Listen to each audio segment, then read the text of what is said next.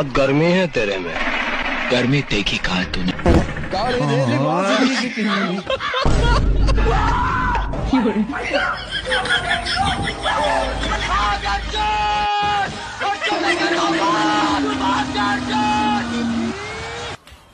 अरे सूरज भाई, बाहर भागने मत जाना, नहीं तो काला हो जाओगे।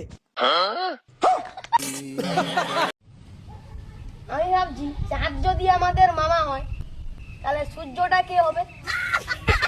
দাদু হবে। বুড়ো হয়ে গেছে তবু তেজ যায় না। ঠিক ঠিক। এই যা গরম পড়েছে মনে হয় মরুভূমিতে বসে আছি। এইটু